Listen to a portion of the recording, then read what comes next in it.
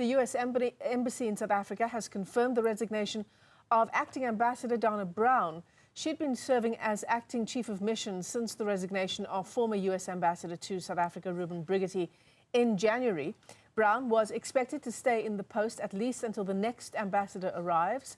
She recently represented the United States at the G20 ministers' meeting, which took place in Cape Town just this week.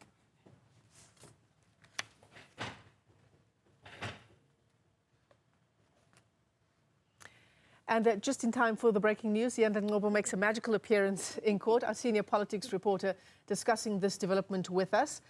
It has been, and you've sent us the list of questions that you actually sent to the Press Association for the US in Pretoria. Yep. And the list of questions does also say, if you don't mind me reading it out, Ziyanda, that we've been through quite a few weeks of a tumultuous relationship between South Africa and the US.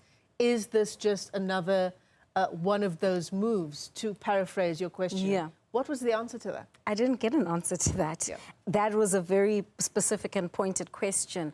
And I think this is an indication of what is possibly happening behind the scenes and just the level of uncertainty that is within the very, I suppose it wouldn't just be South Africa's mission to the US mission in South Africa, but presumably many others. I mean, it comes just a day after we get a final confirmation that with immediate effect and permanently that US aid would be cut off, not only to South Africa, but all other nations that were impacted by that PEPFAR funding. And so the response that I got from the embassy was that the first thing is that, you know, the deputy chief of mission here, who was the acting ambassador after Ruben Brigety resigned in November last year, is that she's retiring from the US Foreign Service in March and returning to the United States to spend more time with her family after a notable career in international diplomacy.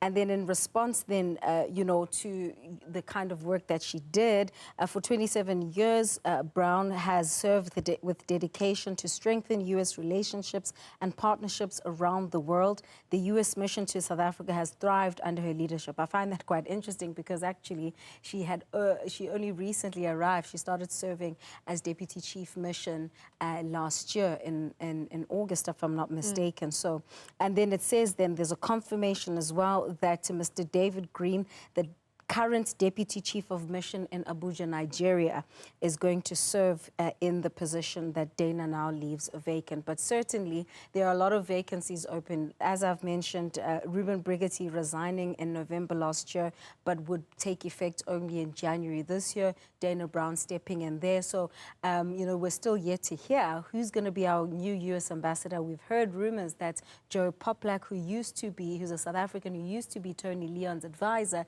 is likely to take up that post, but it falls within a much larger context of what is happening in the United States, the politics there, and how it is affecting, you know, diplomatic relations across the world. Certainly, it's very difficult not to believe that this falls within the much larger context. Remember, Michelle, that just last week at the foreign ministers meeting where Brown was seen, you know, we'd spoken to the international relations advisor, that's Professor Chris Landsberg, who basically said quite bluntly that what the US is doing is punishing South Africa for taking Israel to the International Court of Justice. And so this is why then, yes, it's being masked through funding, it's being masked, you know, through not sending Scott Bessent, the US Treasury of State, to the finance ministers meeting this week. But certainly that is what our South African government believes to be happening right now. Have we had a firm response from South Africa, from the presidency, to what's unfolding now? Not yet, Michelle. We are still working that response. But, you know, some in the diplomatic community don't necessarily believe that it's such a big deal, or they try to downplay it. And well, that's part the job of diplomacy. Exactly. So there isn't much, you know, it's seen as if we're making a hullabaloo about it. But, I mean, immediately when I heard the news, I remembered what just our finance minister yesterday, Ngcobo, said, with what our probably would say was a little bit of an irritated tone to say, look, you know, U.S. Treasury of State Scott Bessent has sent a note verbal confirming his attendance. Then all of a sudden, Donald Trump decided to have his budget speech, budget vote in the very same week, which would obviously mean he cannot attend our function. So in diplomacy, you know, things are not overt, but you always somewhat have to read in between the lines. There's also a question that you ask here, which is why has the embassy opted not to issue a statement on Brown's departure? And I don't see, I've got the list of answers in front of me as well. Yeah.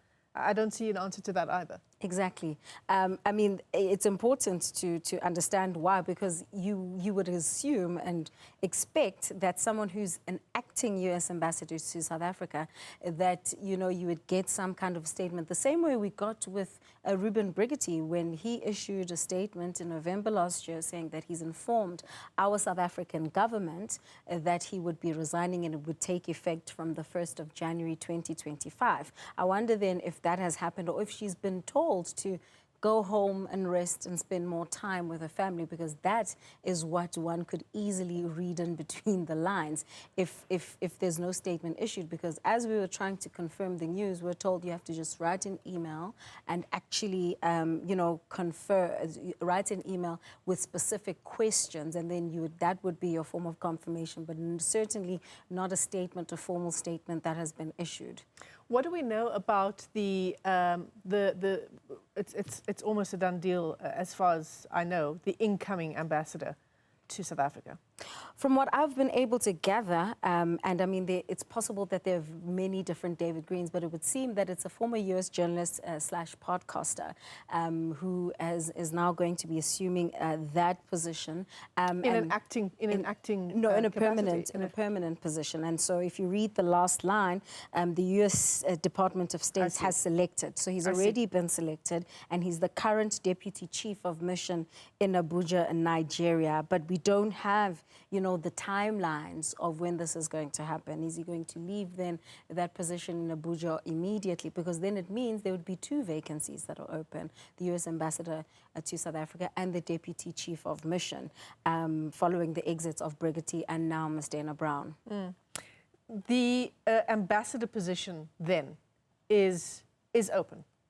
Yes, and it's a political position, and this is why, you know, it's important to placate it within the larger politics that is happening, you know, in the U.S. as well. And you know, we know that Donald Trump this week is due to also deliver his State of Union address as well, and so there's a lot of the internal domestic politics in the U.S. are clearly having a snowball effect in South Africa. It's like how we would have heard from our own correspondent in Washington, Simon Marks, talking about how it's no coincidence that the slashing of all this funding, which has a direct impact on South Africa, is happening in a week where AfriForum and Solidarity went to the White House. Now, we don't know at what level at which they were entertained within the Donald Trump administration. They're claiming that they met with senior officials from the House of Representatives, but our South African government, through Khumbudzo Ntshabeni yesterday, seemed to believe that, you know, it wasn't necessarily such a big deal. Nevertheless,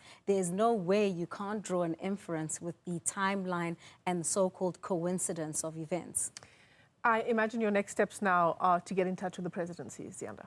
Absolutely, the presidency, but more importantly, the Department of International Relations, because that's directly within their ambit and how they view this. However, I mean, it's not necessarily easy to issue a statement regarding someone's resignation. It's in diplomacy, there's resignations all the time, and it's not really, you know, within the ambit of the South African government to say who must be deployed by the U.S. government to be here on behalf of that government in South Africa.